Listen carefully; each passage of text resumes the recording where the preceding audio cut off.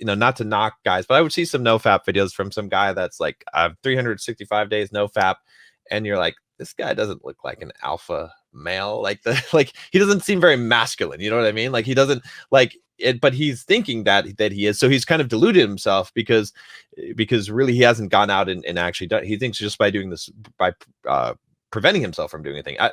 What's your thoughts on that? Did you experience that, or do you think that what I'm saying is not even accurate? But so okay, yeah, I get this question a lot too. It's like, what are the nofap superpowers? Are they real?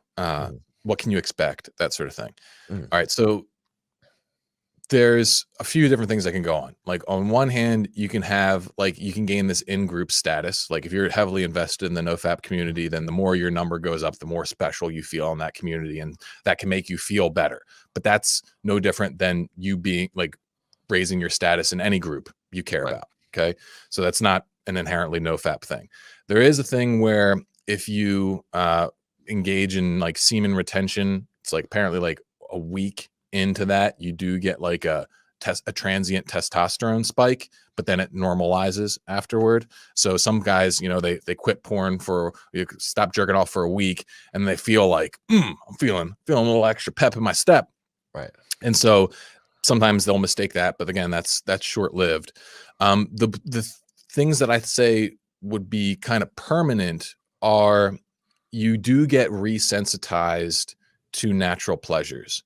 So like if you're like someone who's jerking off like multiple times a week, that's like, you can think about like if you're outside and you're staring at the sun, okay, and then you walk into like a less brightly lit room, it could be the most beautiful room in the world, you're not gonna be able to see anything because your eyes are just overstimulated.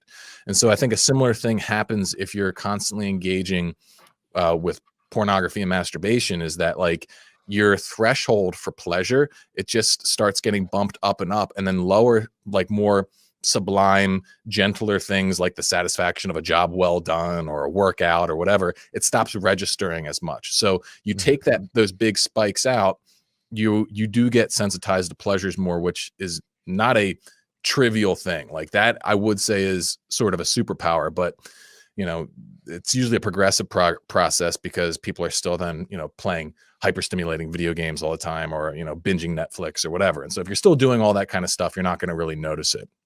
Right. But it can make a big change for those who kind of like really go through the dopamine detox, journey.